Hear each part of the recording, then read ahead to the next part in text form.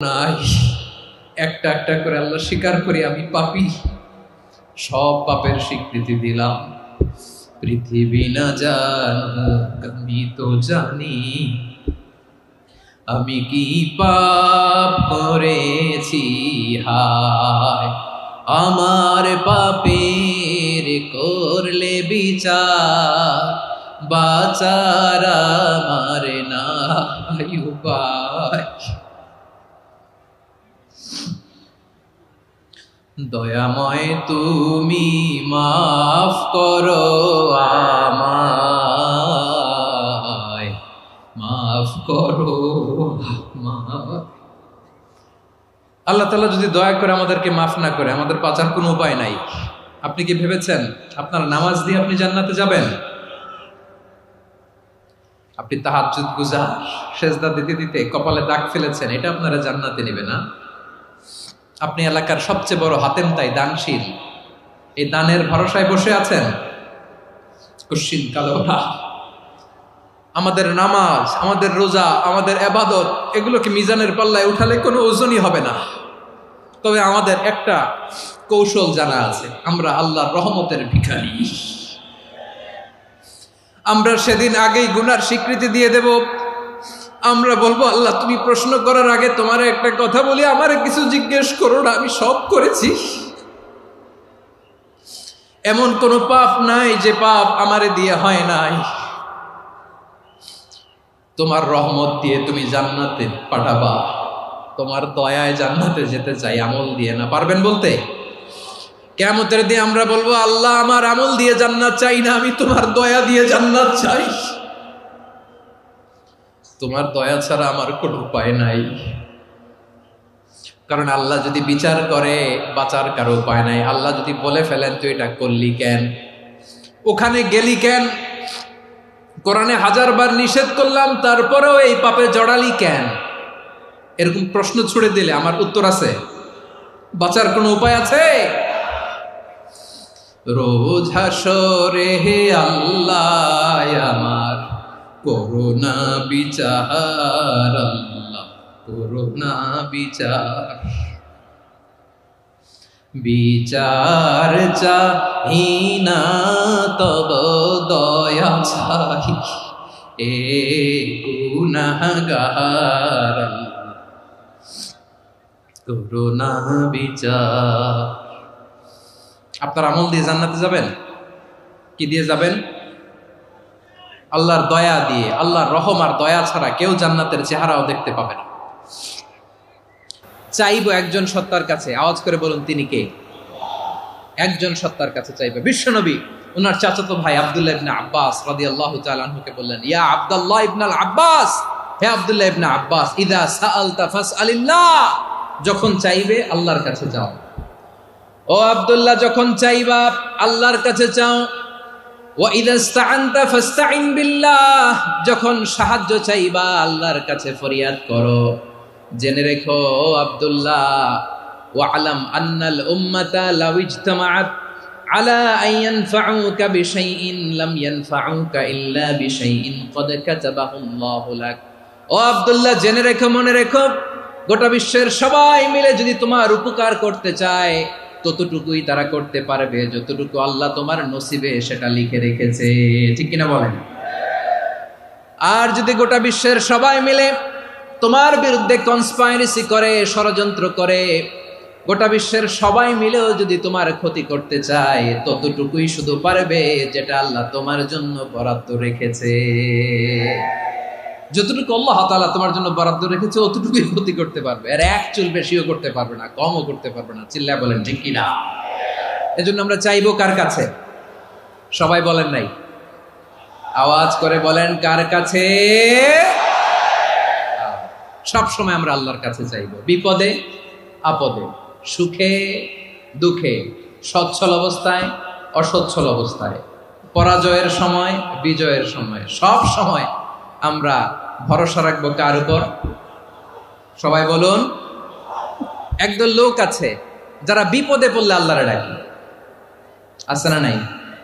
পটুয়াখালীতে মাশাআল্লাহ নাই। বিপদ আসলে আল্লাহরে ডাকে, বিপদ নাই আল্লাহ নাই। বিপদে পড়লে নামাজ পড়ে, বিপদও নাই নামাজও নাই। বিপদে পড়লে জিকির করে, বিপদ যখন চলে যায় ওদের জিকিরও বন্ধ হয়ে যায়। এরকম আছে না নাই? কিছু লোক দেখবেন পরীক্ষা আসলে নামাজ পড়ে। আছে আছে, জেনজি আওয়াজ করো, এরকম আছে? এই কমন পড়ে গেছে, কমন পড়ছে। দেখবেন পরীক্ষার সময় নামাজ পড়ে, পরীক্ষাও নাই নামাজও আছে। এরকম কিছু লোক আছে অসুস্থ হলে আল্লাহরে বড্ড ভালোবাসে, আল্লাহরে খুব ডাকে। অসুস্থ হইলে অসুস্থতাও নাই, আল্লাহ স্মরণও নাই। দেখবেন কিছু লোক নির্বাচন আসলে খুব আল্লাহ আল্লাহ হয়ে যায়। তখন দেখবেন মাথার মধ্যে হেজাব লাগায়, পাঞ্জাবি লাগায়, আল্লাহ আল্লাহ হয়ে যায়। নির্বাচনও নাই, এরপরে আল্লাহর কথাও নাই। আছে না নাই? না, এরকম হওয়া যাবে না। সব সময় আমরা আল্লাহরে ডাকবো, বিপদে আপদে সব সময় ভরসা রাখবো আমরা একজনের উপর। আওয়াজ করে বলেন, তিনি কে? এ কথায় আল্লাহ তাআলা আমাদের চোখে আঙ্গুল দিয়ে জানিয়ে দিলেন, ফাইদা রাকিবু ফিল ফুলকি দা'আউল্লাহা মুখলিসিনা লাহুদ্দিন ফালাম্মা নাজ্জাহুম ইলাল বাররি ইযা হুম ইউশরিকুন। আল্লাহ বলে, একদল লোক আছে, তারা যখন নৌযানে চড়ে, জলযানে চড়ে, সাগরের মধ্যে যখন জাহাজে চড়ে, লঞ্চে চড়ে, তারা যখন তুফানের সম্মুখীন হয় তখন তারা আল্লাহরে বড্ড বেশি ডাকে, একান্ত ভাবে ডাকে, বিশুদ্ধ চিত্তে ডাকে। আবার তুফান থেকে তাদেরকে সেফ জোনে নিয়ে, নিরাপদ জোনে নিয়ে যখন বন্দরে আমি আল্লাহ তাদেরকে ভিড়িয়ে দেই, ওই লোকগুলো আবার আমি আল্লাহর সাথে শিরিক করে। এরকম আছে না নাই? জাহাজে উঠছে, সাগরের মাঝখানে তুফান, ওই সময় দেখবেন আল্লাহ কারে কয়। এই কথা তো আপনাদেরকে বোঝানো সহজ, আপনারা তো নদীর দেশের মানুষ। লঞ্চে চড়েন নাই কারা কারা দেখি? লঞ্চে চড়ছেন? হ্যাঁ, লঞ্চে চড়ে নাই এরকম একজনও নাই এখানে। আচ্ছা, লঞ্চে উঠছেন কে কে দেখি? মাশাআল্লাহ মাশাআল্লাহ মাশাআল্লাহ, ঠিক আছে, আপনাদের বোঝানো সহজ। আচ্ছা, লঞ্চে উঠে তুফানের সম্মুখীন হয়েছেন, জলোচ্ছ্বাস সবাই? মাশাআল্লাহ। তো এই ওয়াজ তো আপনাদের মুখস্থ, ঠিক কিনা বলেন? আমার বলার দরকার নাই, বলেন। মাঝ নদী, তুফান, জলোচ্ছ্বাস, জলের মধ্যে উচ্ছ্বাস, ঢেউ, টর্নেডো, সাইক্লোন, মেঘের ঘনঘটা, পরিবেশ ঘুটঘুটে অন্ধকার, লঞ্চ একবার এদিকে আরেকবার ওইদিকে, ভিতরে কি অবস্থা হয় বলেন তো? হ্যাঁ, তখন মুসলিম আল্লাহর ডাকে, হিন্দু আল্লাহর ডাকে, ঠিক কিনা বলেন? আস্তিক আল্লাহর ডাকে, নাস্তিক আল্লাহর ডাকে, ঠিক কিনা?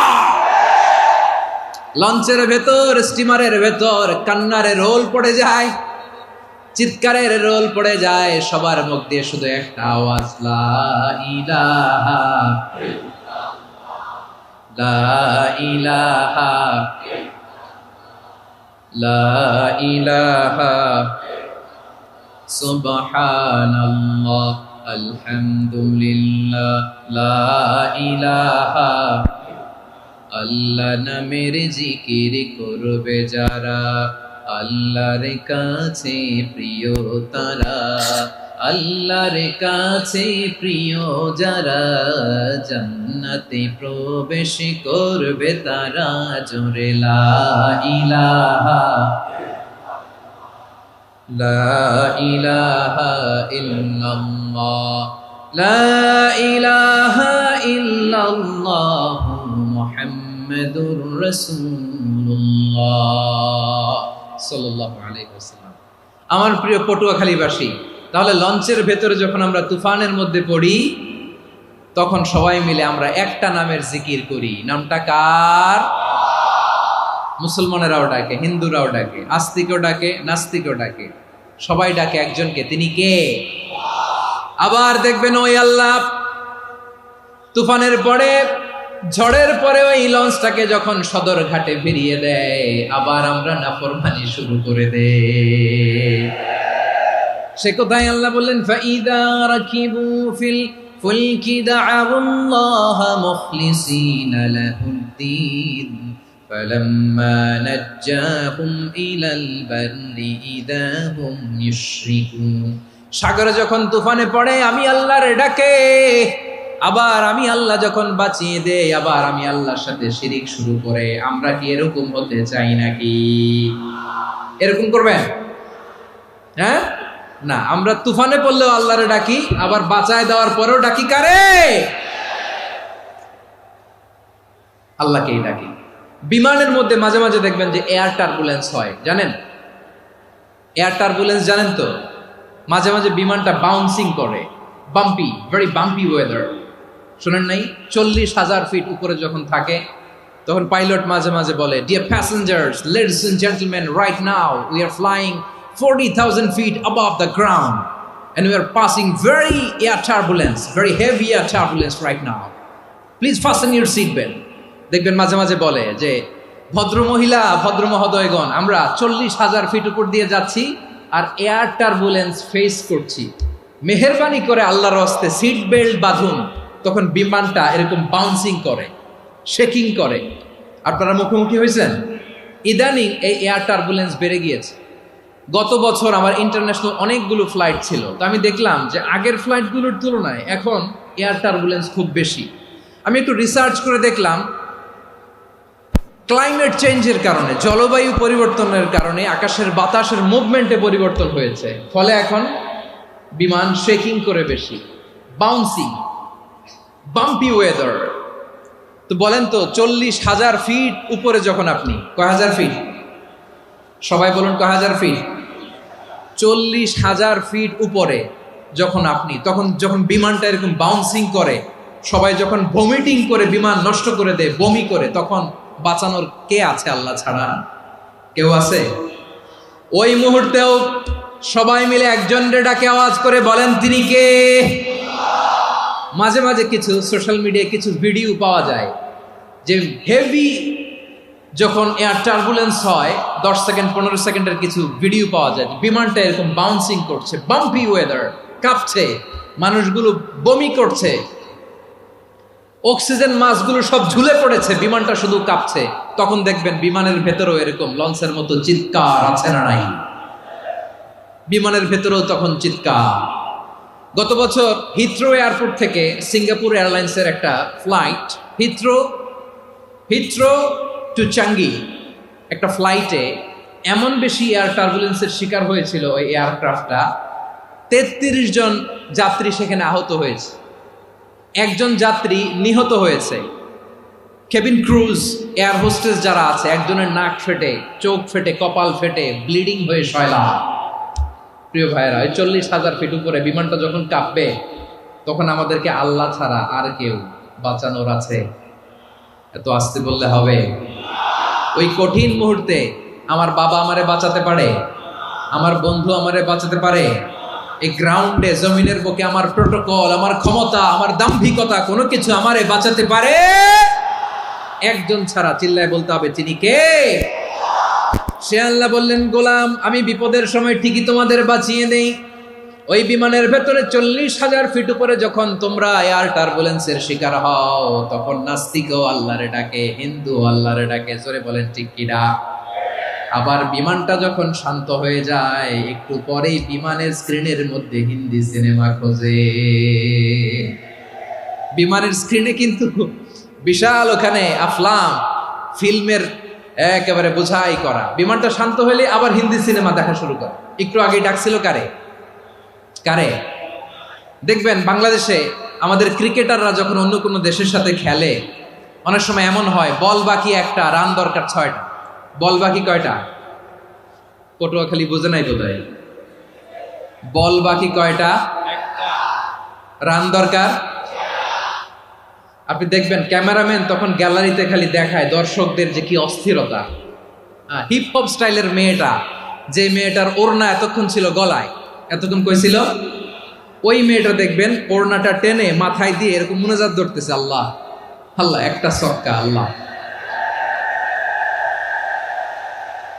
আল্লাহ, আমার লাল সবুজের পতাকারে তুমি অপমানিত কইরো না আল্লাহ। ইন্ডিয়ার সাথে আমাদের খেলা আল্লাহ আল্লাহ, একটা ছক্কা, একটা পুরো পুরো খেলা জুড়ে এই মেয়ের ওড়না ছিল গলায়, কিন্তু যখন 1 বলে 6 রান দরকার ওড়না চলে আসছে কোথায়? মাথায়। আবার মুনাজাত আছে না নাই? ঠিকই বাংলাদেশের দামাল ছেলে এমন এক শট মারলো, বল চলে গেল স্টেডিয়ামের বাইরে, ছক্কা, জিতে গেলাম আমরা। পুরো স্টেডিয়াম জুড়ে চিৎকার, হই হুল্লোড়, মৌজ মাস্তি। যেই মেয়েটা মাথার মধ্যে ওড়না দিয়ে এতক্ষণ সুবহানাল্লাহ সুবহানাল্লাহ বলে আল্লাহর কাছে দোয়া করেছে, ওই মেয়ে এখন আবার ওড়না ফেলে দিয়ে নাচা শুরু করে দিয়েছে। তাহলে আল্লাহর ভয়, আল্লাহর প্রতি আস্থা, বিশ্বাস, ভালোবাসা, এটা কি ক্ষণিকের জন্য? মানে আমার যখন লাগবে তখন আল্লাহর ইউজ করবো নাকি? হ্যাঁ, বিপদে আপদে, সুখের সময় দুঃখের সময়, সচ্ছল অসচ্ছল অবস্থায় বিশ্বাসীরা ভরসা রাখে একজনের উপর। চিৎকার করে বলো, পটুয়াখালী তিনি কে? সে আল্লাহ বললেন, গোলাম মনে করো না জাহাজ থেকে সদরঘাটে ভিড়িয়ে দিলাম তুমি নিরাপদ হয়ে গেছো। মনে করো না 40,000 ফিট থেকে সেফ ল্যান্ডিং এর পরে এয়ারপোর্টে নেমে গেলেই তুমি নিরাপদ হয়ে গেছো। ও মিয়া, বিপদ কি শুধু সাগরে আর আকাশে? ঘরের বিপদও, ঘরের ভেতরও বিপদ আসতে পারে কি পারে না? এজন্য সূরা মুলক আল্লাহ বললেন, আমিনতুম মান ফিস সামাই আন ইয়াখসিফা বিকুমুল আরদা ফাইদা হিয়া তামুর। তোমরা কি ভাবছো তোমরা নিরাপদ? সাগরের মধ্যে তুফান, আল্লাহ আল্লাহ ডাকলাম, সদরঘাটে যেয়ে পড়ছে, বেঁচে গেছেন তো আপনি। আর পাবে আপনারে আল্লাহ? আল্লাহর তো সাগরের মাঝখানে তো আল্লাহ আপনারে পাইছিল, আর তো পাবে না। আর পাবে আপনারে? আর আল্লাহ ধরতে পারবে আপনারে? ঘরের ভেতরও বিপদ দিয়ে আটকাতে পারে কে? 5 স্টার 7 স্টার হোটেলের ভেতরও আমাকে বিপদের মধ্যে ফেলে দিতে পারেন কে? আল্লাহ বললেন, তোমরা কি ভেবেছো তোমরা নিরাপদ? আমি চাইলে ল্যান্ডস্লাইডস, ভূমি ধস দিয়ে 1 লক্ষ 1 মুহূর্তে নিয়ে যেতে পারি। 1 সুনামি দিয়ে থাপ্পড় মেরে 3 লক্ষ সাগরের ভেতরে ঢুকায় দিতে পারি। 1 সেকেন্ডও লাগে না আমার। أم أمنتم من في السماء أن يرسل عليكم حاصبا فستعلمون كيف نذير। আল্লাহ চাইলে আকাশ থেকে পাথর বৃষ্টি নাজিল করতে পারেন কি পারেন না? এই মুহূর্তে এখানে ভূমিকম্প দিতে পারেন কি পারেন না? আচ্ছা, ভূমিকম্প যখন হয় আমাদের কারো হুঁশ থাকে? আপনি মনে করছেন আমরা সাধারণ মানুষ, আমরা দৌড় দেই, আর প্রেসিডেন্ট প্রধানমন্ত্রী ওনারা বুঝি খাটে শুয়ে থাকে? কথা বুঝে নাই বোধহয়। ভূমিকম্প, আর্থকোয়েক যদি হয়, বাঁচার জন্য আমরা কি করি? হয় খাটের তলায়, ডাইনিং টেবিলের নিচে, উপরে শক্ত কিছু আছে এটার নিচে, অথবা ঘর থুইয়া দেও দৌড়। তো প্রধানমন্ত্রী উনি কি করে? প্রেসিডেন্ট উনি কি করে? হ্যাঁ, উনি খাটের মধ্যে যে শুয়ে থাকে নাকি? উনিও দৌড়, সাধারণ মানুষও দৌড়, প্রধানমন্ত্রীও দৌড়, বাড়িওয়ালাও দৌড়, ভাড়াটিয়াও দৌড়, সবাই দৌড়। নাকি ভাড়াটিয়ারা বাড়ি থুইয়া দৌড়, বাড়িওয়ালারা আর বেরোয় না? এরকম না। তাহলে যে কোনো মুহূর্তে ভূমিকম্প দিয়ে নাস্তানাবুদ করতে পারে কে? আমার প্রিয় ভাইয়েরা, আমরা নিরাপদ নই, আমরা তার দয়ায় বেঁচে আছি। কার দয়ায়? এজন্য আল্লাহ বললেন, গোলাম যে কোনো মুহূর্তে বিপদ দিয়ে তোমাদেরকে নাস্তানাবুদ করতে পারি। বিশ্বাসী বলে যদি নিজেকে দাবি করো, সব সময় ডাকতে হবে একজন সত্তাকে। বলেন তিনি কে? এই কথা ক্লিয়ার? এই সবগুলো উদাহরণ শেষে সবার কাছে ক্লিয়ার হয়েছে না যে বিপদ থেকে, আপদ থেকে, পরীক্ষা থেকে, ক্যালামিটি থেকে আমাদেরকে কেউ বাঁচাতে পারে না একজন সত্তা ছাড়া। আবারও বলেন তো তিনি কে? ক্লিয়ার? হ্যাঁ, সবাই বুঝতে পারছেন? আচ্ছা, এবার আমরা দেখি বিষ্ণু ঈসা ইসলামের জীবনে বিপদ আপদ ছিল কিনা। উনি বিপদ আসলে কিভাবে ডিল করতেন, বিপদ আসলে কোন দোয়া পড়তে হয়, কিভাবে ফরিয়াদের হাত উত্তোলন করতে হয়, কিভাবে রবের দরবারে নতজানু হয়ে ফরিয়াদ করতে হয়, এটা জানার দরকার আছে না নাই? আসলে আমরা বিশ্বনবীর জীবনী থেকে দেখি বিপদ আসলে উনি কি করতেন। বিপদ আসলেই প্রথমে বিশ্বনবী সাল্লাল্লাহু আলাইহি ওয়াসাল্লাম একটা দোয়া পড়তেন। কি পড়তেন? তিনি পড়তেন, ইন্না লিল্লাহি ওয়া ইন্না ইলাইহি রাজিউন। নিশ্চয় আমরা আল্লাহর জন্য, নিশ্চয় আমরা কার দিকে ফিরবো ভাই? আবার কার দিকে ফিরবো? আওয়াজ করে বলুন তো, আমরা এসেছি কার কাছ থেকে, আবারও ফিরে যাব কার কাছে? এজন্য বিশ্বনবী পড়ছেন, ইন্না লিল্লাহি ওয়া ইন্না ইন্না ইলাইহি রাজিউন। নিশ্চয় আল্লাহর জন্য, ওই আল্লাহর দিকেই আমরা ফিরে যাব। তারপরে বিশ্বনবী পড়তেন আল্লাহুম্মা আজুরনি ফি মুসিবাতি ওয়াখলুফ লি খায়রাম মিনহা।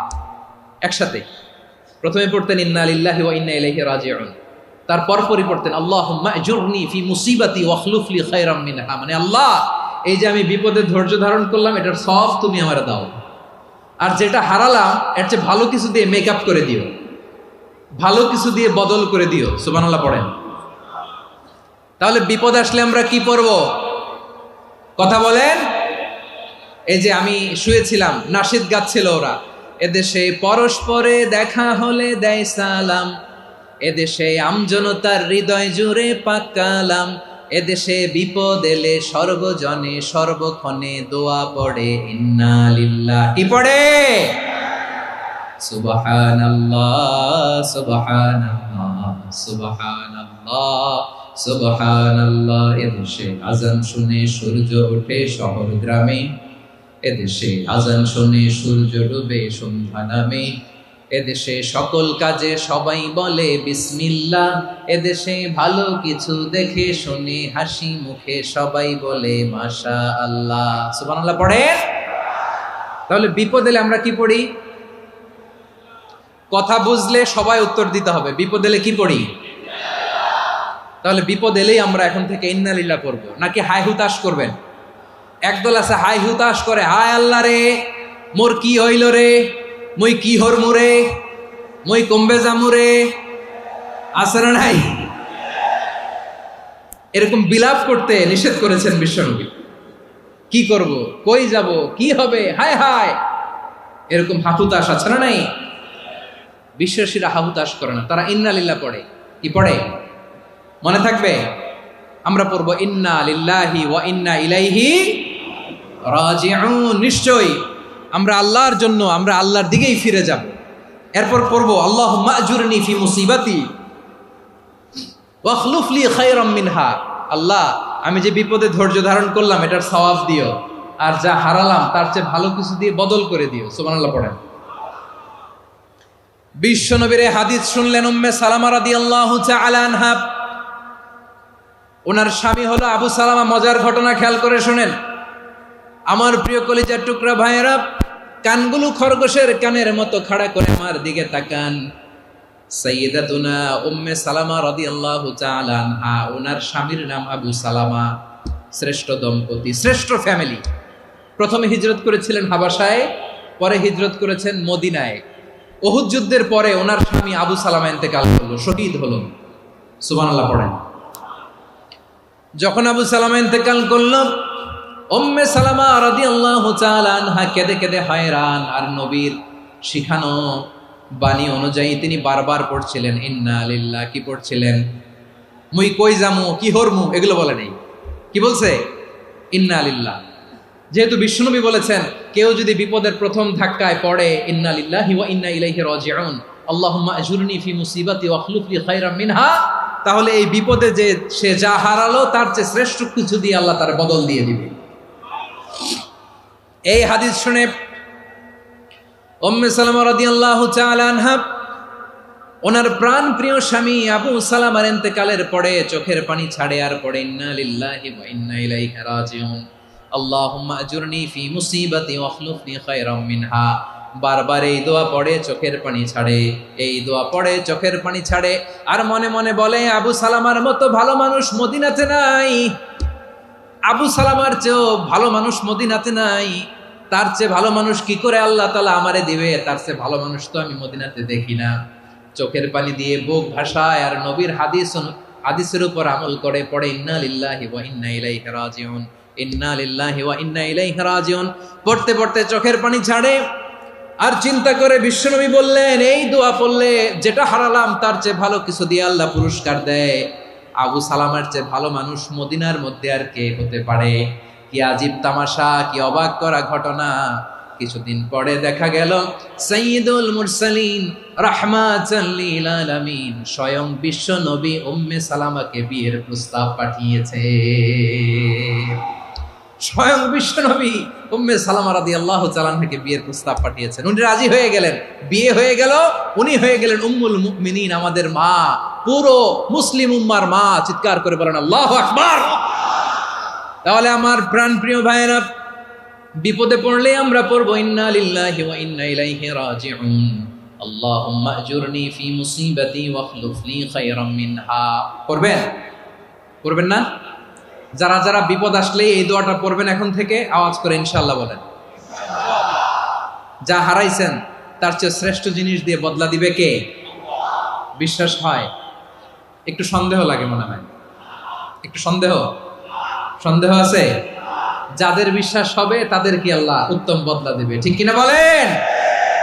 তাহলে বিপদে পড়লেই প্রথমে আমরা এটা পড়ব। দোয়াগুলো যদি এখন মুখস্থ না হয়, এই যে রেকর্ডিং হচ্ছে, পেয়ে যাবেন, কালকেই পেয়ে যাবেন। শুনে শুনে মুখস্থ করবেন। আমার মায়েরা, আমার বোনেরা, আপনাদের জন্য 3টি মাঠের অ্যারেঞ্জমেন্ট করা হয়েছে, আমি জানি। আপনারাও এই দোয়াগুলো পড়বেন, আপনার স্বামীকে শেখাবেন, সন্তানকে শেখাবেন, আপনার পুরো পরিবারটাকে জান্নাতের টুকরো বানিয়ে দিবে কে? তাহলে বিপদ আসলে প্রথমে কি পড়তে হবে এটা জেনে গেলাম। এরপরে বিপদ আসলে নিজেকে কি করে আল্লাহর কাছে সঁপে দিতে হয় এটাও জানার দরকার আছে না নাই? বিপদে প্রথমে ইন্নালিল্লাহ পড়লাম, ধৈর্য ধারণ করলাম, বিপদ থেকে উদ্ধারের সর্বোচ্চ চেষ্টা করলাম। আমার কাজ যখন শেষ, তখন আমি আমার এই বিষয়টা আল্লাহর কাছে সঁপে দিব। কার কাছে সুপর্দ করব? কার কাছে? বিপদে বললে কেমন করে নিজেকে আল্লাহর কাছে সঁপে দিতে হয়, আসুন সাইয়েদনা ইব্রাহিম আলাইহিস সালামের জীবনী থেকে জানি। আল্লাহর খলিল ইব্রাহিম আলাইহিস সালাম আমাদের মতো সমাজ ব্যবস্থা পায় নাই। আমরা জন্মের পরে আমাদের কানের ভেতরে আজান দিয়েছে কে? একামত দিয়েছে কে? আমাদের বাপদাদারা আমাদের কানে আজান দিয়েছে কি? দেয় নাই। আমাদের জন্মের পরেই তো আজান, একামত, বাড়ির পাশে মসজিদ, প্রতিদিন আজান, জুমার খুতবা, প্রতি মাসে মাসে তাফসিরুল কোরআন মাহফিল, মসজিদ, মিনারা, অভাব নাই, ঠিক কিনা বলেন? আপনি যেই সুন্দর ইসলামিক এনভায়রনমেন্ট পেয়েছেন, আমাদের ইব্রাহিম খলিল উনিও কি এরকম পেয়েছিলেন? হ্যাঁ, উনি জন্মের পর পরে ওনার কানে আজান দিয়েছে কেউ? আমার প্রিয় ভাইরা, আগা গোড়া একটা শিরকি পরিবেশ উনি জন্মগ্রহণ করেছেন। উনি ছাড়া ওই তল্লাটে একজনও আল্লাহর উপর বিশ্বাসী নয়। কল্পনা করতে পারেন? গোটা তল্লাটে, গোটা দেশে বিশ্বাসী মুমিন, আল্লাহর উপর বিশ্বাস স্থাপনকারী কয়জন? সবাই বলেন কয়জন? বাকি সব মুশরিক। বাকি সব মুশরিক নিজের সাথে নিজে শক্ত বোঝাপড়া করে, অ্যানালজি করে, সেলফ কনভারসেশন করে উনি মহা সত্যের সন্ধান পেয়েছেন। উনি আকাশের তারা দেখে ভাবে মনে হয় এটাই আমার খোদা, পরে দেখে তারা নাই, মনে মনে বলে না তাইলে এটা না। আবার চাঁদ দেখে বলে চাঁদটা বড় মায়া লাগে, মনে হয় এটাই আমার রব, পরে দেখে চাঁদও নাই, কয় না এটা না। এরপরে দ্বীপ প্রহরের জলজলে সূর্যটা খাঁ খাঁ করে গোটা পৃথিবীটারে রৌদ্র দিয়ে তাতিয়ে রাখে। তিনি ভাবলেন মনে হয় এটাই আমার রব, কারণ এটাই তো সবচেয়ে বড়। কিন্তু বিকেল বেলা ওই সূর্যটাও যখন চলে যায়, সাইয়েদনা ইব্রাহিম বলে না এটাও তো নাই, আমার খোদা যদি আমারে ছেড়ে চলে যায়, বিপদে পড়লে আমারে উদ্ধার করবে কে? এভাবে নিজের সাথে অ্যানালজি, সেলফ কনভারসেশন করতে করতে করতে তিনি মহা সত্যের সন্ধান পেয়েছেন। সুবহানাল্লাহ পড়েন। সব শেষে তিনি ডিসিশন নিয়ে ঘোষণা দিলেন, ইন্নী ওয়াজ্জাহতু ওয়াজহিয়া লিল্লাযী ফাতারাস সামাওয়াতি ওয়াল আরদা হানিফান ওয়া মা আনা মিনাল মুশরিকিন। নিশ্চয় আমি এমন সত্তার দিকে মনোনিবেশ করলাম, মুখাপেক্ষী হলাম, যিনি আকাশ বানিয়েছেন, জমিন বানিয়েছেন, আমি মুশরিক নই। সুবহানাল্লাহ। পারতেন? আপনি পারতেন? কেউ নাই, লক্ষ লক্ষ মুশরিক, আপনি একা। ওনার মতো এরকম বিচক্ষণতা দিয়ে আল্লাহরে খুঁজে পাইতে পারতেন আপনি? কি নবী ছিল, আল্লাহকে খুঁজে পেয়েছে। যখন আল্লাহর ইবাদত শুরু করলো, এই কথা ছড়ায় পড়লো চারদিকে। নমরুদ সাইয়েদনা ইব্রাহিমকে ডেকে পাঠালেন। নমরুদ বলে, ইব্রাহিম তুমি নাকি মূর্তির পূজা না করে কোন নতুন রবের ইবাদত করো, কে তোমার রব? সাইয়েদনা ইব্রাহিম বললেন, রব্বি আল্লাযী ইউহয়ী ওয়া ইউমীত, আমি এমন রবের ইবাদত করি যিনি জীবন দেন, যিনি মৃত্যু দেন। নমরুদ বলে, তাই নাকি? তোমার রব জীবন দেয়, মৃত্যু দেয়, আর এটা তো আমি দেই, আমিও তো জীবন দেই, আমিও তো মৃত্যু দেই। সাইয়েদনা ইব্রাহিম বললেন, কেমন করে তুমি জীবন দাও, মৃত্যু দাও, একটু দেখাও তো। নমরুদ জেলখানা থেকে দুজন কয়েদিকে ডেকে আনলো। কয়েদি এনে অর্ডার করলো একটাকে এখনই শিরোচ্ছেদ, হেড অফ, ডেথ পেনাল্টি, মৃত্যুদণ্ড দেয়া হলো, ফিনকি দিয়ে রক্ত বেরোনো। নমরুদ বলে দেখো দুজনকে ধরে আনলাম, একজন কয়েদিকে দিলাম ডেথ পেনাল্টি, মৃত্যুদণ্ড, ওরে মৃত্যু দিলাম, আরেকজন যে দাঁড়িয়ে আছে চাইলে ওরেও আমি মৃত্যুদণ্ড দিতে পারি, কিন্তু না, ওরে আমি দিব না, ওরে আমি বাঁচাইয়া দিলাম, ছেড়ে দিলাম, মানে জীবন দিলাম। দেখো ইব্রাহিম, তোমার চোখের সামনে একজনরে মৃত্যু দিলাম, আরেকজনরে জীবন দিলাম। আপাত দৃষ্টিতে তাই তো, একজনরে তো জীবন দিল, আরেকজনরে মৃত্যু দিল। সাইয়েদনা ইব্রাহিম এবার বিপাকে পড়ে গেলেন, কিন্তু এক একজন নবীকে আল্লাহ এমন উইজডম বিচক্ষণতা দিয়ে এই জমিনে পাঠিয়েছেন, মুহূর্তের মধ্যে আল্লাহর খলিল ইব্রাহিম বললেন ফাইন্নাল্লাহা ইয়াতি বিশ-শামসি মিনাল মাশরিকি ফাতি বিহা মিনাল মাগরিব ফাবুহিতাল্লাযী কাফার। আল্লাহর খলিল ইব্রাহিম বললেন, নমরুদ বুঝলাম তুমি জীবন দাও, মৃত্যু দাও, দেখলাম, কিন্তু আমার রব, আমার আল্লাহ প্রতিদিন সকালবেলা উষা লগ্নে ওই পূর্ব দিগন্ত থেকে সূর্যটাকে উদিত করেন, সাঁঝের বেলা, বিকেল বেলা, কুথুরি লগ্নে, সন্ধ্যাবেলা ওই দ্বিপ্রহরের জলে সূর্যটাকে পশ্চিম দিগন্তে ডুবিয়ে দেন। মানে সকালবেলা পূর্ব দিক থেকে উদিত করা সূর্যটাকে পশ্চিম দিকে বিকেলে তিনি ডুবিয়ে দেন। তুমি যদি পারো ওই সূর্যটাকে পশ্চিম দিক থেকে উদিত করে পূর্ব দিকে ডুবিয়ে দাও। সুবহানাল্লাহ পড়বেন না? দেখেন, ইনস্ট্যান্ট ইন্টেলেক্ট, মুহূর্তে বিচক্ষণতা, উইজডম কাকে বলে? নমরুদ পারবে? নমরুদের বাপ পারবে? ওর দাদা, ওর 14 গোষ্ঠী, গোটা বিশ্বের সব ক্ষমতাধর রাষ্ট্রনায়করা একসাথে হলে পারবে? ফাবুহিতাল্লাযী কাফার পারে নাই, ব্যর্থ হয়েছে। এবার তেলে বেগুনে জ্বলে উঠেছে, রেগে মেগে আগুন বলে ফালকুহু ফিল জাহিম। ওর সাথে তর্ক নাই, না পেরে এবার এটারে আগুনে ফেলা। বিশাল বিশাল গাছ কেটে লাকড়ি এনে আগুনের কুণ্ডলি বানানো হলো, দাও দাও দাও দাও করে আগুন জ্বলে। আল্লাহর খলিল ইব্রাহিমকে আগুনে নিক্ষেপ করা হবে। আল্লাহর খলিল সাইয়েদনা ইব্রাহিমের হাতের মধ্যে রশি দিয়ে টাইট করে বাঁধা হলো, পায়ের মধ্যেও টাইট করে রশি দিয়ে বাঁধা হলো। আল্লাহর খলিল ইব্রাহিমকে আগুনের কুণ্ডলির মধ্যে ফেলা হবে। অমিয়া, আপনি যে বিপদের কারণে ভয় পান, হতাশ হন, এটা কোনো বিপদ ওনার বিপদের সামনে? পটুয়াখালী আওয়াজ করে বলুন, সাইয়েদনা খলিল ইব্রাহিমের বিপদের সামনে আমাদের বিপদগুলো কোনো বিপদ? এটা কোনো বিপদই না, এটা কোনো বিপদই না। হাত পা বেঁধে টাইট করে নিক্ষেপ করা হবে, সিম্পলি ফেলা যাবে না, কারণ দাও দাও করে দ্য ব্লেজিং ফায়ার, এমন আগুনের কুণ্ডলি, কাছে যাওয়া যায় না, আগুনের উত্তাপে নিক্ষেপ করা হবে। হাতে রশি বেঁধে, পায়ে রশি বেঁধে আল্লাহর খলিল ইব্রাহিম আলাইহিস সালামকে আগুনের মধ্যে নিক্ষেপ করা হবে। আহা, এটার বলে অগ্নি পরীক্ষা। উনি অগ্নি পরীক্ষার সম্মুখীন হয়েছেন। এজন্য কঠিন পরীক্ষাকে আমরা অগ্নি পরীক্ষার সাথে তুলনা করি, ঠিক কিনা? সাইয়েদনা জিবরাইল এসে বললেন, ও আল্লাহর খলিল, ওরা তো আপনার হাতও বেঁধে ফেললো, পাও বেঁধে ফেললো, নড়াচড়ার সুযোগ নাই, বলেন আমি জিবরিল ফেরেশতা আপনার জন্য কি করতে পারি? আল্লাহর খলিল ইব্রাহিম বলেন, ও জিবরাইল, তোমার কাছে আমার কোনো চাওয়া পাওয়া নাই। সুবহানাল্লাহ বলেন। তোমার কাছে বলার কিছু নাই, তোমার সাহায্যের আমার দরকার নাই।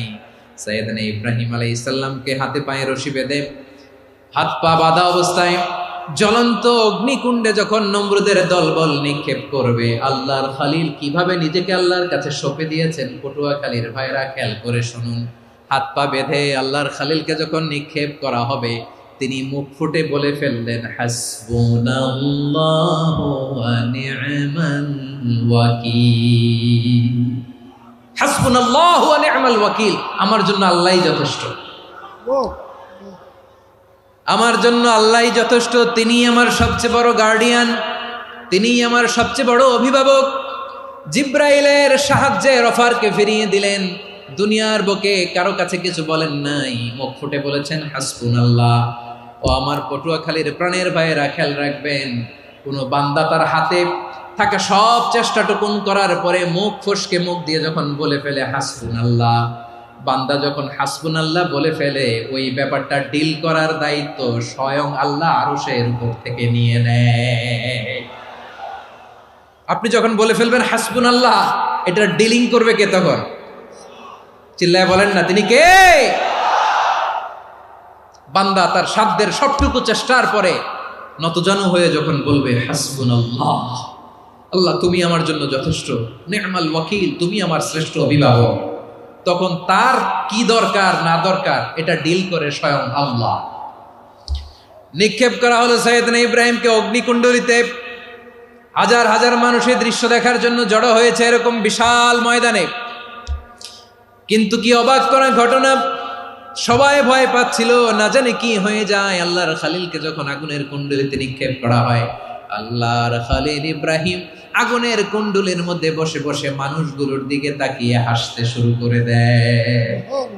কারণ আকাশ থেকে রব্বুল আলামিন স্পেশাল ভার্ডিক্ট নাজিল করেছেন, স্পেশাল হুকুম জারি করেছেন, কুল্লা ইয়া নারু কুনি বারদান ওয়া সালামান আলা ইব্রাহিম। ও আগুন খবরদার, সৃষ্টির শুরু থেকে তোকে একটা ধর্ম আমি বাতলে দিয়েছিলাম, তোর ধর্ম, আগুনের ধর্ম হলো যা পাবে জ্বালিয়ে সারখার করবে। আল্লাহ বলল, আগুন তোর ধর্ম দিয়েছিলাম, তুই সব জ্বালিয়ে পুড়িয়ে সারখার করে দিবি, কিন্তু ক্ষণিকের জন্য আমি তোর জ্বালিয়ে দেওয়ার ক্ষমতাটাকে কেড়ে নিলাম, জ্বালিয়ে ভস্ম করে দেওয়ার ক্ষমতা আমি কেড়ে নিলাম। কুনি বারদান, ঠান্ডা হয়ে যা, কিন্তু এত বেশি ঠান্ডা হবি না আবার আমার ইব্রাহিমের জন্য সর্দি লেগে না যায়। সুবহানাল্লাহ, এত আসতে বললে হবে? কুনি বারদান, বার্দ মানে বরফ, ঠান্ডা, ঠান্ডা হ, কিন্তু এত ঠান্ডা হবি না যাতে আমার ইব্রাহিমের কষ্ট হয়। আগুন বলে, আল্লাহ একবার বললাম ঠান্ডা হ, আবার বলো এত ঠান্ডা হবি না যাতে খালিলের সর্দি না লাগে। কেমন ঠান্ডা হব, কেমন এনভায়রনমেন্ট তৈরি করে দেব বলো? আল্লাহ বললেন, সালামান আলা ইব্রাহিম, আমার খালিল, আমার কলিজা, আমার ইব্রাহিমের জন্য তুই জান্নাতের গুল বাগিচা হয়ে যা। ও ভাই, নবী মুসার মতো ঈমান হলে রাস্তা হবে সাগর জলে, নবী ইউসুফের মতো ঈমান হলে একে একে দরজা খোলে, নবী ইব্রাহিমের মতো ঈমান যদি আজও থাকে বিদ্যমান, অগ্নিকুণ্ডে দেখতে পাবে খুবসুরত এক ফুল ভাগা। কুলনা ইয়া নারু কুনি বারদান ওয়া সালামান আলা ইব্রাহিম। বান্দা যখন মুখ দিয়ে বলে হাসবুনাল্লাহ, আমার আল্লাহ আমার জন্য যথেষ্ট, এই বলে যখন নিজেকে সঁপে দেয়, তার কি লাগবে ওই দায়িত্ব স্বয়ং নিয়ে নেয় কে? সবাই বলেন, স্বয়ং নিয়ে নেয় কে? তাহলে আমার প্রিয় ভাইরা, বিপদের শুরুতেই আমরা বলবো ইন্না লিল্লাহ। শুরুতে কি বলবো? এরপরে যেই বাক্যটা পড়ে নিজের পরিস্থিতিকে আল্লাহর দরবারে সঁপে দিব, সেটা হচ্ছে হাসবুনাল্লাহ। সেটা কি? বিষ্ণু বলেন, লা ইয়াজালু লিসানুকা রাতাবান মিন যিকরিল্লাহ, সব সময় আল্লাহর স্মরণ দিয়ে, জিকির দিয়ে জিহ্বাটারে সিক্ত রাখো। আর শয়তানু জাসিমুন আলা কলবি ইবনে আদম, শয়তান বনি আদমের কলবে খামচি মেরে বসে থাকে। ফাইদা যাকারাল্লাহ খানাসা, মানুষ যখন আল্লাহর স্মরণ করে জিকির করে, শয়তান দৌড়ে পালায়। ওয়াইদা গাফালা ওয়াসওয়াসা, যখনই বনি আদম গাফেল হয় তখনই শয়তান তার হৃদয়ে ওয়াসওয়াসা দেয়। এজন্য বিপদে পড়লে ইন্না লিল্লাহ, নিজের সব টুকুন করার পরে, নিজের রোল প্লে করার পরে নিজেকে আমরা কি বলে সঁপে দিব? সবাই বলেন, সবাই বলতে হবে, আরো জোরে বলে, মনে থাকবে? বিপদে পড়লে প্রথমে ইন্না লিল্লাহ, এরপরে নিজেকে যখন সঁপে দিব তখন হাসবুনাল্লাহ। এরপরে কঠিন বিপদ যদি যখন বিশ্বনবী পড়তেন তখন কি করতেন? এমন বিপদ মাঝে মাঝে হয় না, দেয়ালে পিঠ থেকে যায়, চোখে মুখে অন্ধকার, কি করব দিশা খুঁজে পাই না, এরকম হয় কখনো? হ্যাঁ, আপনাদের হয়? হয় না? তো জান্নাতে আছেন আপনারা। হয় হয়, এরকম হয়েছে না যে দেয়ালে পিঠ থেকে গেছে, চোখে মুখে অন্ধকার, কই যাব, কি করব, বাঁচানোর কেউ না, এরকম হয়েছে কখনো আপনাদের? যদি হয় তাইলে এটার সলিউশন বলবো, না হইলে তো এগুলো বলে লাভ নাই। হয় হয় হয়, বিশ্বনবী এরকম কঠিন বিপদে পড়েছেন জীবনের কিছু কিছু মুহূর্তে, ওই মুহূর্তে বিশ্বনবী স্পেশাল 2টা দোয়া পড়তেন। এই দোয়াগুলো আপনাদেরকে জানিয়ে দেয়। বিশ্বনবী বলেন, কঠিনতম বিপদে যখন পড়বা, দেয়ালে পিঠ থেকে যায়, চোখে মুখে অন্ধকার, বাঁচার কোনো উপায় নাই, তখন পড়বা লা ইলাহা ইল্লা আনতা সুবহানাকা ইন্নী কুনতু মিনাজ জালিমিন। আল্লাহ, তুমি ছাড়া কোনো ইলাহ নাই, তুমি পবিত্র, নিশ্চয় আমি জালিমদের অন্তর্ভুক্ত। সুবহানাল্লাহ বলেন। এই দোয়া সাইয়েদনা ইউনূস আলাইহিস সালাম পড়েছিলেন যখন মাছের পেটে ছিলেন। কিসের পেটে? এবং অনেক মুফাসসিরিন একরাম বলেছেন, অনেক আহলুল ইলমরা বলেছেন, এটা হচ্ছে ইসমে আজম। ইসমে আজম এমন দোয়া যেটা দিয়ে দোয়া করলে আল্লাহ দোয়া কবুল করে, কিন্তু এটা কোনটা, এটা নিয়ে ইখতিলাফ আছে। কোন আহলুল ইলম বলেন এই লা ইলাহা ইল্লা আনতা সুবহানাকা ইন্নী কুনতু মিনাজ জালিমিন, এটা হচ্ছে ইসমে আজম। সাইয়েদনা ইউনূস আলাইহিস সালাম পড়েছেন। আপনারা পড়েননি? তুফান হইলে পড়েন না? আমাদের এলাকায় তো এটা খুব, এটার উপর ব্যাপক আমল আছে। পটুয়াখালীতে কি অবস্থা বলেন? পড়েন পড়েন পড়েন পড়েন। একটা গল্প শুনেছিলাম, পাক হানাদার বাহিনী যখন বাংলাদেশে অ্যাটাক করত, 71 সালের ঘটনা বলতেছে, আমরা তো দেখি নাই, শুনছি আর কি। 71 যদি দেখতাম এতদিনে রাজাকার হয়ে যেতাম। আল্লাহ আমাদেরকে বাঁচাই দিয়েছে, আল্লাহর মেহেরবানি, ঠিক কিনা বলেন? মন মতো হইলে মুক্তিযোদ্ধা, মন মতো না হইলে রাজাকার। কত কিছু দেখলাম এই শাহবাগের বুকে। আল্লাহ, 71 সালে দেখি নাই, আমরা শুনেছি পাক হানাদার বাহিনী জিজ্ঞেস করত মুসলিম না অমুসলিম চেক করার জন্য, বলতো কালেমা বল, কালেমা বাতাও। তো যারা কালেমা বলতে পারতো পাকিস্তানি বাহিনী নাকি ওদেরকে ছেড়ে দিত, শুনেছি। তো একজনকে, এক বাঙালিরে পেয়ে তার মাথার মধ্যে বন্দুকর নল ধরে বলতেছে কালেমা বল সালে, কালেমা বাতা, কালেমা বল। তো ভয়ের চোটে এই দোয়া পড়া শুরু করছে। ও পড়তেছে লা ইলাহা ইল্লা আনতা সুবহানাকা ইন্নী কুনতু মিনাজ জালিমিন। পাকিস্তানি বলে সালে ইয়ে তো মুসিবত কা কালেমা है। বাঙালি কয় হাম তো ভি মুসিবত মে হ্যায়। পাকিস্তানি বলে বেটা কোন দোয়া বললি, এটা তো মুসিবতের কালেমা। কয় আমিও তো মুসিবতে আছি, আমার মাথার মধ্যে বন্দুক ধরে তুমি আমার কালেমা জিজ্ঞেস করো, এখন কোনটা কালিমা আর কোনটা কি, তো আমার হুশ আছে নাকি? প্রিয় ভাইরা, আসলে এটা দুআউল মুসিবা, বিপদে পড়লে এ দোয়া পড়তে হয়। লা ইলাহা ইল্লা আনতা সুবহানাকা ইন্নী কুনতু মিনাজ জালিমিন, এটা পড়বেন আপনারা।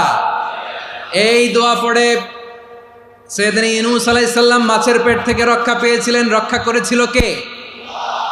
তুমি ইউনূস নবী রে যখন খাইলো মাছেতে গিলিয়া, ফেরেশতা পাঠাইয়া দিলে ইসমে আজম দিয়া। প্রাণে ছিল যাহার ভয় সেথা পাইল আশ্রয়, প্রাণে ছিল যাহার ভয় সেথা পাইল আশ্রয়। মাছের পেট হতে সে যে পেল পরিত্রাণ। আল্লাহ আল্লাহ তুমি জাল্লে জালালুহু, শেষ করা তো যায় না গে তোমার গুণগান। আল্লাহ আল্লাহ সুবহানাল্লাহ পড়ে। লা ইলাহা ইল্লা আনতা সুবহানাকা ইন্নী কুনতু মিনাজ জালিমিন। বিশ্বনবী বললেন, দেয়ালে পিঠ থেকে গেলে, চোখে মুখে অন্ধকার, বাঁচার কোনো উপায় নাই, তখন এই দোয়াটা পড়তে হবে। এই দোয়া পড়ে আল্লাহর কাছে ফরিয়াদ করলে বিপদ মুক্ত করবেন কে? কেন এই দোয়াটা আল্লাহর কাছে বড্ড প্রিয় জানেন আমার ভাইরা? কারণ এই দোয়ার মধ্যে 3টা জিনিস আছে। আমি যেরকম আঙ্গুল উঁচু করেছি এরকম করেন তো। 3টা। কয়টা? 3টা। 1 নম্বরে হচ্ছে তাওহীদ, 2 নম্বরে তাসবিহ, 3 নম্বরে তাকরীর। আই রিপিট, আবারও বলছি, 1 নম্বরে তাওহীদ, 2 নম্বরে তাসবিহ, 3 নম্বরে তাকরীর। এই দোয়াটা আল্লাহর কাছে এত পছন্দনীয় কারণ এ দোয়ার প্রথম অংশে আছে তাওহীদ, আল্লাহর একত্ববাদের ঘোষণা। লা ইলাহা ইল্লা আনতা, ও আল্লাহ আপনি ছাড়া কোনো ইলাহ নাই, উপাস্য নাই। এ কথা বললে আর আল্লাহ বড্ড খুশি হয়ে যায়। সুবহানাল্লাহ পড়েন। এ দোয়ার দ্বিতীয় অংশে আছে তাসবিহ, মানে আল্লাহর প্রশংসা, প্রশংসা সূচক বাণী। সুবহানাক সুবহানাক সুবহানাক, ও আল্লাহ আমি আপনার পবিত্রতা ঘোষণা করছি। সুবহানাক, এ কথা শুনলেও আল্লাহ খুশি হয়ে যায়। সুবহানাল্লাহ পড়েন। এই দোয়ার তৃতীয় অংশে আছে তাকরীর। তাকরীর মানে পাপের স্বীকৃতি। তাকরীর মানে কি? তাকরীর মানে পাপের স্বীকৃতি। এই দোয়ার তৃতীয় অংশে আছে ইন্নী কুনতু মিনাল যালিমিন। ও আল্লাহ, আমি জালিমদের অন্তর্ভুক্ত। আল্লাহ, আল্লাহ আমি জালেম, আল্লাহ আমি ভুল করেছি, অন্যায় করেছি, আল্লাহ আমি জালেমদের অন্তর্ভুক্ত। এই পাপের স্বীকৃতি, অ্যাকনোলেজমেন্ট আল্লাহ বড্ড পছন্দ করে। যখন আল্লাহর কাছে আপনি ছোট হবেন, ছোট হতে হতে যত ছোট হবেন, ওই দৃশ্যটা দেখতে আল্লাহ বড্ড পছন্দ করে। সুবহানাল্লাহ বলেন। 3 নম্বর অংশ ইন্নী কুনতু মিনাজ জালিমিন, আল্লাহ আমি জালেমদের অন্তর্ভুক্ত। সাইয়েদনা আদম আলাইহিস সালাম ভুল করে যখন নিষিদ্ধ গাছের ফুল খেয়ে ফেললেন, ফল খেয়ে ফেললেন, আল্লাহ বললেন আদম ক্ষমা পেতে চাইলে তুমি আর হাওয়া মিলে স্বীকৃতি দাও, পাপের স্বীকৃতি আর পড়ো রব্বানা যালামনা আনফুসানা ওয়া ইল্লাম তাগফির লানা ওয়া তারহামনা লানাকুনান্না মিনাল খাসিরিন। ও আল্লাহ, আমি আদম আর হাওয়া যালামনা আনফুসানা, আমরা আমাদের নফসের উপর বড্ড জুলুম করেছি। আল্লাহ ওয়া ইল্লাম তাগফির লানা ওয়া তারহামনা, আপনি যদি ক্ষমা না করেন, আপনি যদি দয়া পরবশ না হন, আপনি যদি রহম না করেন, আমরা তো ক্ষতিগ্রস্তদের মধ্যে শামিল হয়ে যাব। এই দোয়া করার সাথে সাথে সাইয়েদনা আদম আর হাওয়া আলাইহিস সালামকে ক্ষমা করে দিলেন কে? তাহলে এই দোয়ার 3 নম্বর অংশ তাকরীর, এটা আল্লাহ বড্ড পছন্দ করে। আমার কলিজার টুকরা ভাইয়েরা, গুনাহ করে শিকার যেতে হবে, এটা আল্লাহ ভালোবাসেন।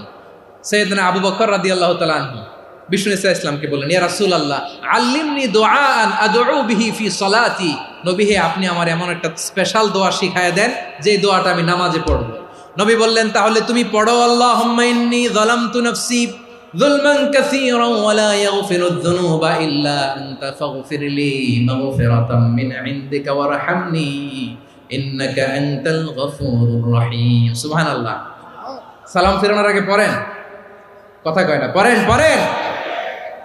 ও আবু বকর, নামাজে যদি দোয়া করতে মনে চায় এই দোয়াটা পড়বা, আল্লাহুম্মা ইন্নী যালামতু নাফসি, আল্লাহ জুলুম করেছি আমার নফসের উপর, যুলমান কাসীরা, অনেক জুলুম, ওয়া লা ইয়াগফিরুয যুনুবা ইল্লা আনতা, আপনি ছাড়া এই জুনুব, এই পাপ ক্ষমা করার দ্বিতীয় কোনো রব নাই। আছে?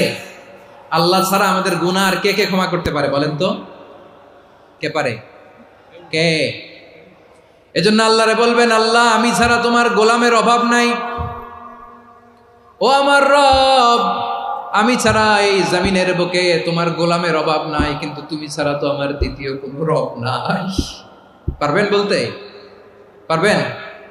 চোখের পানি ছেড়ে আল্লাহরে বলবেন, আল্লাহ তুমি আমার রব, তুমি আমার সব। কি বলবেন? আল্লাহ আমারে রব। সবাই বলুন, আল্লাহ আমারে রব, দমে দমে তনু মনে তারি অনুভব, আল্লাহ আমারে রব।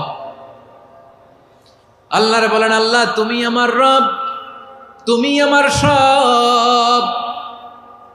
আল্লাহ আমি ছাড়া এই জমিনে তোমার গোলামের অভাব নাই, তুমি ছাড়া আমার দ্বিতীয় কোনো রব নাই।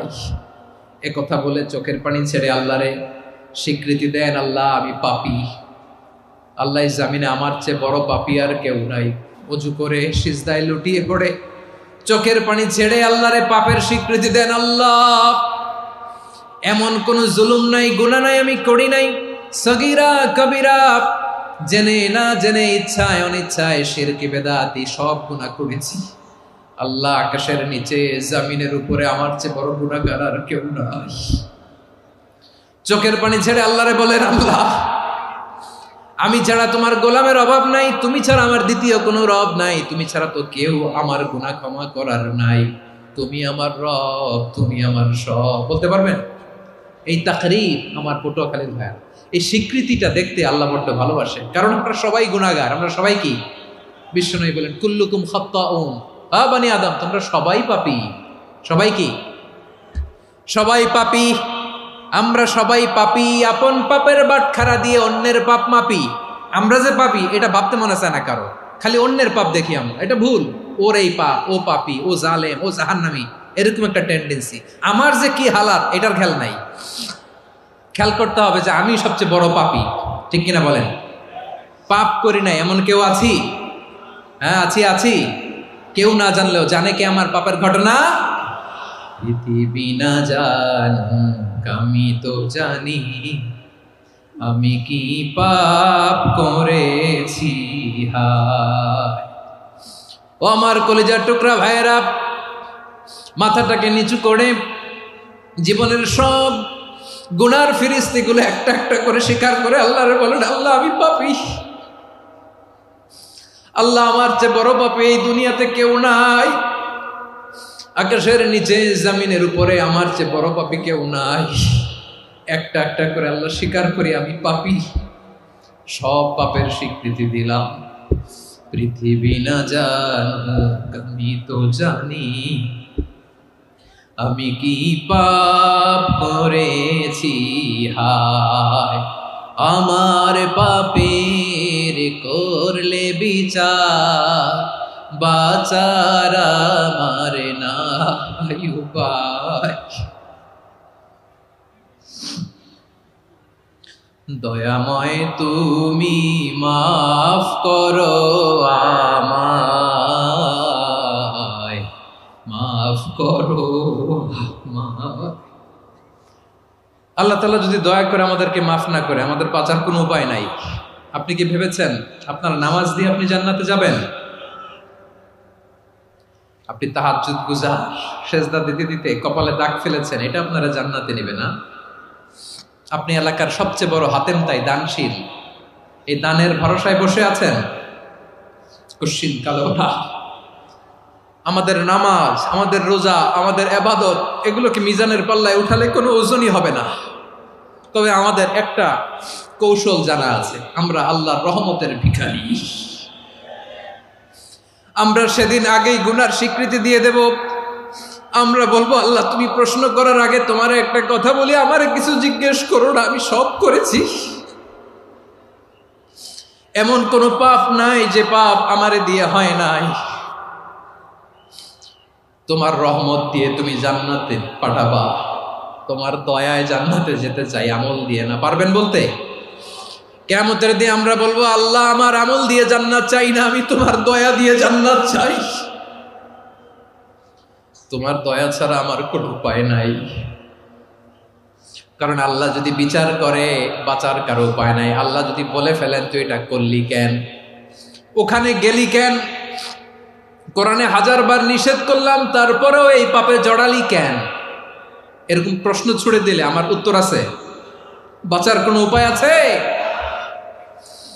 রোজ হাসরে হে আল্লাহ আমার করুণা বিচার, আল্লাহ করুণা বিচার। বিচার চাহি না তব দয়া চাহি, এ গুনাহগার করুণা বিচার। আপনার আমল দিয়ে জান্নাতে যাবেন? কি দিয়ে যাবেন? আল্লাহর দয়া দিয়ে। আল্লাহর রহম আর দয়া ছাড়া কেউ জান্নাতের চেহারাও দেখতে পাবে না। আমার প্রিয় ভাইয়েরা, এই দোয়া আল্লাহর কাছে পছন্দনীয় হওয়ার কারণ 3টা। দোয়ার প্রথম অংশে আছে তাওহীদ, আল্লাহর একত্ববাদের ঘোষণা।